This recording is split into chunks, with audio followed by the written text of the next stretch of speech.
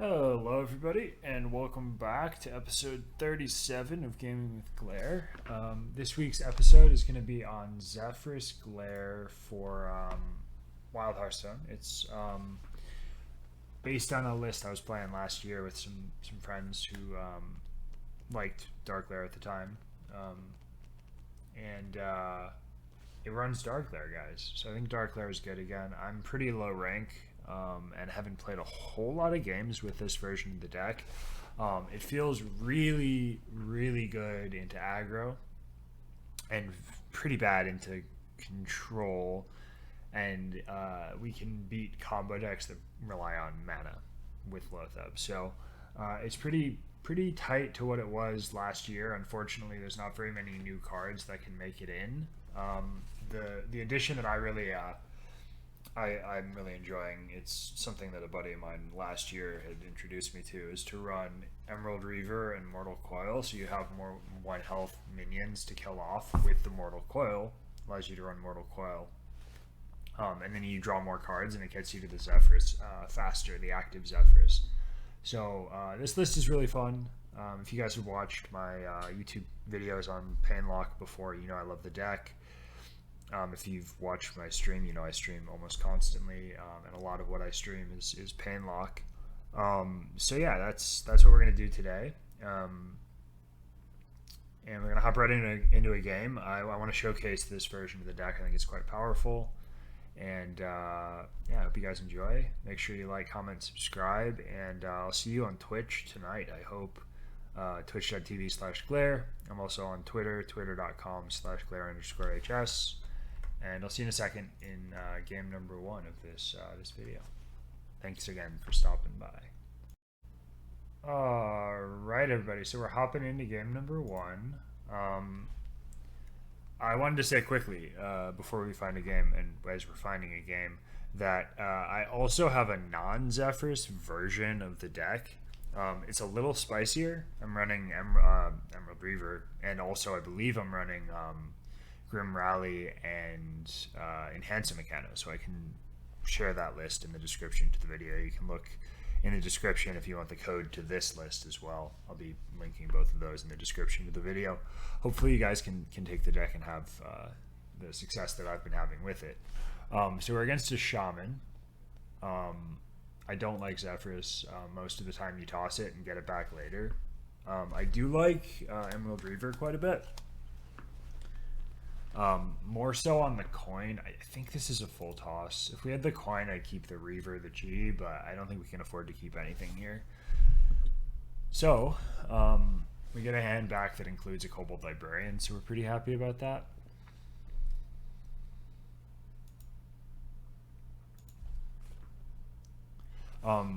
Goals for the first 3 turns of a Painlock game are generally you do the mulligan, right? You're looking for 1s and 3s. Not very many 2-drops that we run in the deck, so we're kind of looking for Backfire, Darkglare, and then the premium 1-drops. Let me take this turn really quick. I'm just gonna tap. We don't know what he's up to yet.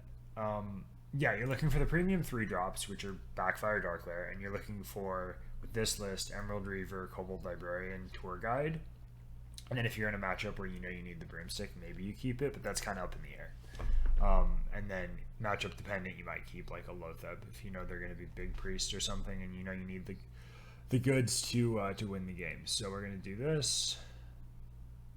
We got to trade this. We get to raise dead. We get to do a couple of things. It's not that exciting of a turn, but we're going to tap first. Probably going to end on Mortal Coil or Touch of the Nathrezim, depending how low we go. Yeah, this game is going to go very well for us. We get to do this. We get to raise dead. Do more of this good stuff that we're doing. On a broom, okay. We're very close to being able to play this giant on turn 3, but not quite. Not quite. It's played on turn 2, though. Sorry, turn 4. I misspoke. That was a good turn. Anyway, the thing about Darkglare is playing a Darkglare and then playing like this board here, he can't really deal with that on turn 3. Like he's just playing a 2-3, right? Like we've put up like an 8-8 on turn 3, regardless of whether or not we get the giant down. Zephrys is 2 off. We're very close to just winning. We are going to play tap first. We have the Darkglare on board still. See what we find. We can play a Flesh Giant here, and we're going to separate the threats, right? So we have the Darkglare on one side and the Giant on the other. I can backfire here. I can cheat my own face and Broomstick. If I backfire, I can still Broomstick, so we just backfire then Broom. See if we find the Molten Giant. Easy clap. The game's effectively over, right?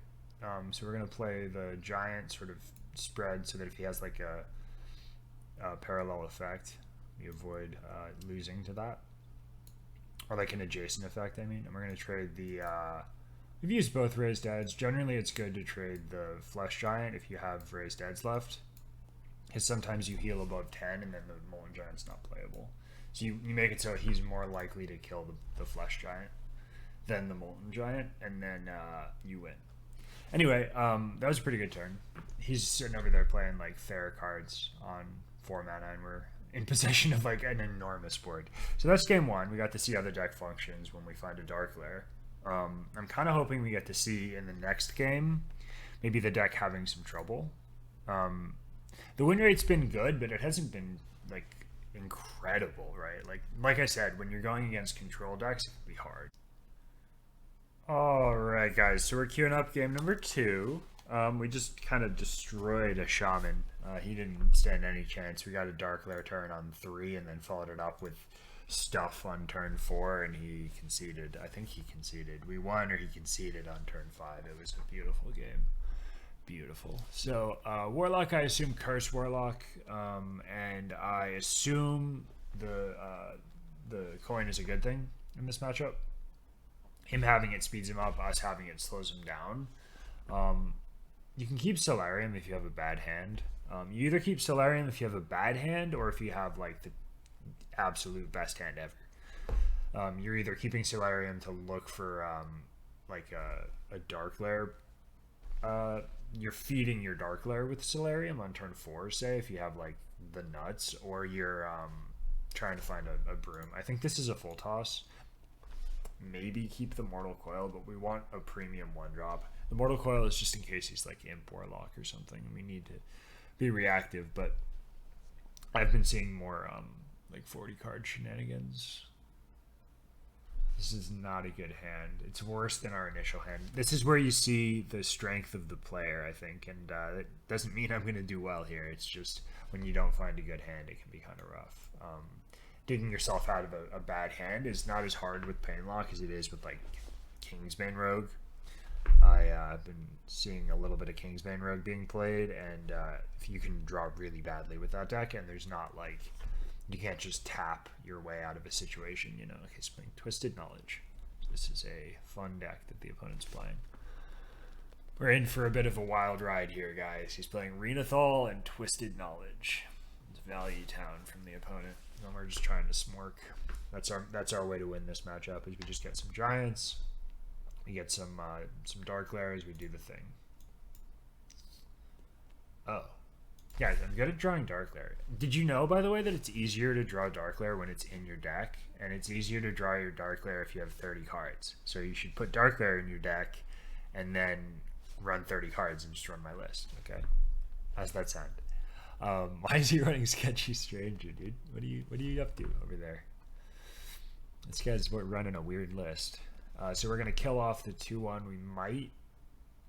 we don't have to. We might Broom if he plays a creature here. If it's a mage spell, and it looks like it's going to be, we want to be able to break the mage spell with a, like if it's an explosive range or something, which you would take. Alright, we don't really have a turn here, so I'm just going to tap, see if we can't find a tour guide. Touch is better than tour guide, I'm pretty sure. We do want to kill off this 2-1, but we don't need to yet. We don't have anything to do once we do our Darkglare turn, so like last game, we had a lot of stuff, right? The Raised Dead was full. We had a tap, we Raised Deaded again, like it just, we got really lucky in game 1. So, So yeah, this is where you guys can sort of watch me struggle a little bit and try to figure out how we're going to get the win here. It's not going to be easy. I'm going to wait one more turn. Okay, we found the raised dead. So we want to put another thing in the raised dead. Let me just double check that I haven't played anything else out while I was talking to you guys. I'm like so confident with the deck that I often will like take actions when I'm talking to like chat and stuff to Twitch when I'm streaming, and I'll like not realize I did an action. But we're gonna play the Cheaty, heals up for a little bit. We kill off the 2/1 on his minion, and then next turn we just have all the mana in the world. We're hoping we find like a Kobold Librarian. The other Darkglare would be good.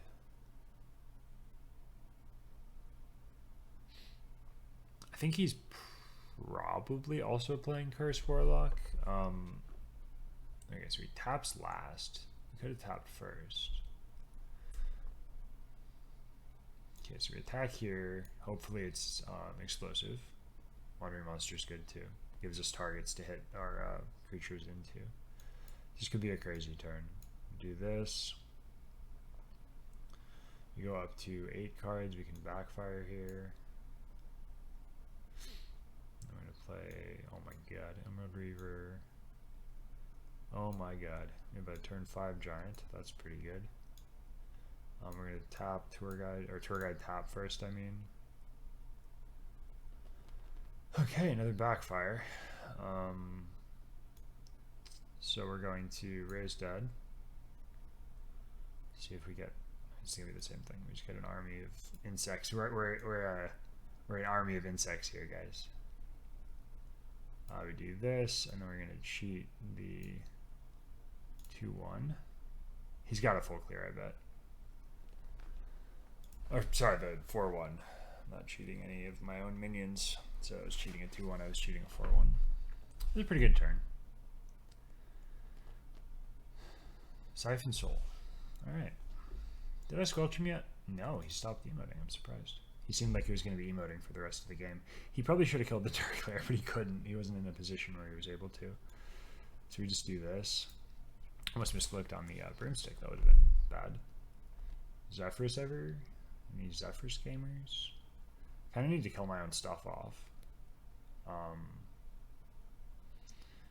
So we're gonna tap, and then we're gonna play a Molten Giant, I think. I don't think I ever die on 6 mana, but if I could. Yeah, we just play a, we're gonna actually play a Cheaty on our own minion so that we don't die. We can't do both those things. We want to kill the, we want to kill one of our creatures so we can put 2 giants down, but like, this is also good. He's gonna Hysteria maybe, but if he doesn't have it, or like the Darkglare and one of the other minions lives, it's fine. So we low rolled a little bit. There's a world where I was supposed to PO, but I doubt that he's gonna put himself in a position where I don't think he's killing us this turn. If he clears our board, we have reload. Yeah, that's fine. It's actually fine. We'd rather have like reloaded a board and then broomstick it in. I mean, obviously his clear is annoying, but like it's not the end of the world. That's what I'm trying to say. We get to clear his board, and then hopefully he doesn't have a second entitled customer. He could be running. We're looking for Lotheb for next turn would be nice, or an active Zephrys, which is active already. So we do this. We want to Cheaty our face to gain 1 mana back. Lose a mana, gain a mana. I'm not sure. I'm thinking about whether I want to play the Kobold while I'm performing these actions. He's going to have 7 damage from. No, sorry, it would be 6 with Fireball. You could have a Brawl with Zeph. So I kind of want to rush right here and just trade like the 1/1 and then the 2/1. I'm not going to worry about Zeph. I'm going to play this. I'm going to do this. I'm going to drain Mortal Coil, I mean. Found Lotheb for next turn, and that's the turn. That's a little bit awkward, but I think we played it well. He has a really good clear with Hysteria, but he didn't have it last turn. So I don't think he'll have it here. I mean, that's a hot take. He might very well have it. Again, we have reload. One more reload. If he were able to clear the board there, we could go Kobold Librarian, tap, Lotheb, Flesh Giant, and then kill him with POs. We found the Tamsin though, so that's lethal. Cool. A thing that I do with POs is I put them on the least impactful minion, or on a cheaty if there's a chance that if I misclick, I will be in a position where I'm going to lose. So you don't put it on, you don't put the buff on a giant unless you're like doing a Zephrys into if you're like Zephrysing into a Wind Fury or something, then you would want to put the Zephrys Wind Fury on the bigger minion because the base stats. I think that's correct. That's what I always do anyway. I most of the time I'll try to put the buff on the least impactful minion that still would win the game, so that if I misplay and like the giant goes away, if I misplay, if I like do okay, so let me try to explain what I'm trying to say. If I am in a position where I have a giant and a 1/1 and I can PO a giant or a 1/1 and either way the game will end, I would prefer to put the buff, the PO buff, on a 1/1 than the giant, because if I miscount it or misplay or like timeout or the game disconnects, which has all happened to me before, I've played so many games with Painlock, then you have a situation where you want the 1/1 to die and you misplay it and oops, but I still have the giant, right? So like that's a small detail that you guys might not necessarily be aware of if you're playing at a beginner to intermediate level. It's something I picked up from one of the guys I know who plays Painlock a lot, and I think it's a really good idea to always do that, just to always have your like weakest minion or least impactful minion be the one you put the POs on. Alright guys, so that's the video. I wanted to show off the new Darkglare list I've been playing. This is a brew, by the way. I make my own Darkglare list, so hopefully you guys will pick it up. I'll, like I said, link the deck code to this version of the deck, and then in a second I'll show you the other version that I've been playing.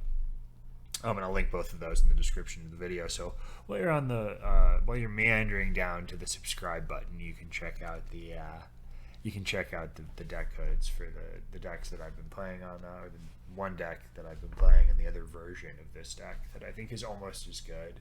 I do find Zephrys to be more of an anti-control tool. It was pretty responsible for making the Raza Priest matchup a favored one for Darkglare when both were at the peak of their powers like a year ago.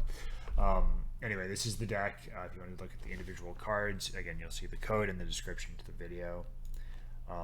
And we have Non-Zeph Glare. So this is a version that I was running that was more of like an anti-Big Priest version, with the Cult Neophytes to shut down the turn 3 and 4 Shadow Essence Idol of Yasiraj. And then we also have Lotheb in the same sort of vein, trying to block the power cards from the opponent. And then I'm running Grim Rally in this version, which is really good with Enhancer Mechano. So you drop like a giant, a Darkglare, 2 Neophytes, and then you play Enhancer. You might not have enough damage, but suddenly when you play the Grim Rally, you're there. And I've played about 15 games with this deck, and it feels solid. I definitely personally prefer the Zephrys version.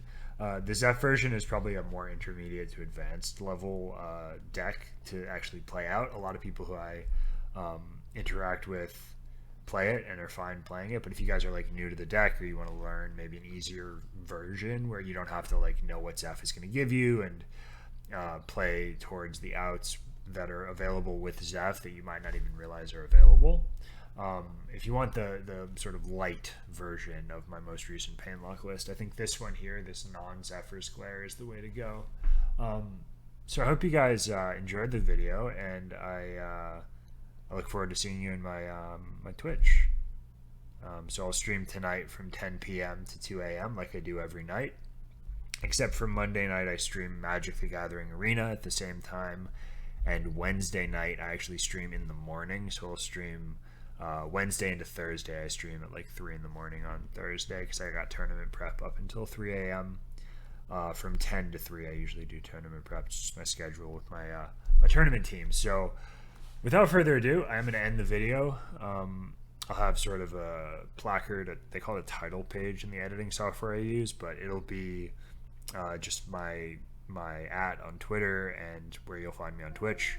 Thank you guys so much for watching. Hope you have a great week, and I'll see you in the next episode of Gaming with Glare.